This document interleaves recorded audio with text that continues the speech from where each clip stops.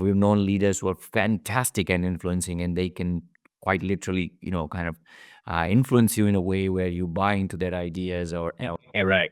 yeah. And so obviously I have twofold questions here. One is that, some of these leaders, we can say that, have they built this over time? Were they naturally gifted? But coming more importantly to the Gen Z, if I'm a young Gen Z, I'm curious, I'm hungry, I'm willing to learn. How do I begin my journey for influencing? Do I read a book? Do I shadow under a good mentor?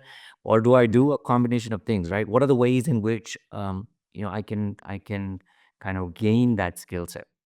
Yeah, that's an excellent question, and I would say yes to all of those things. So one of the things that I typically do in my classes that I'll ask people is I'll say, "Okay, you've been at work for even if it's not a very long time, think about someone that you work with now or have worked with who's really influence and ask yourself, what is it about that person sort of as an individual? What is it about their behavior that you believe contributes to them being a good influencer? Mhm. So first off, studying other people in the workplace and asking questions of yourself, saying, what is it that makes Nikhil so effective as an influencer?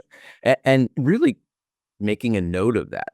Now, to the next point that you made, which I think is equally as effective, is find someone that you think is good at influencing and ask them, "Hey, how do you think about this situation?" When you're stuck being asked to do something but you don't have time, how do you manage that in a way that doesn't seem abrupt or brusque to the other party, where they actually understand that you have other obligations? I'm using that example.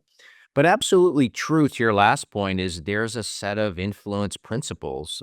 Robert Cialdini, who is a professor, I believe, at Arizona State, I think it is here in the United States, has written a book called Influence. It's not a new book, but he, years and years ago, he's a psychologist, a social psychologist, went and studied salespeople and people who worked in different environments who were effective and really distilled down what they did into a set of influence principles. And there's 7 of them. I'll go through each of them.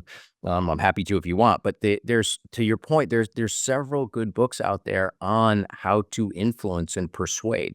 But that's probably, I won't call it, the best one, but it's one of the more well-known ones. But in a class that I've taught, what we do is we will go through and teach those principles very quickly, and then we'll ask people to try those on their own at work and see how well they work. And they don't work all the time 100%, but more often than not, they are effective, but they're based on sound research and practices of what makes someone influential.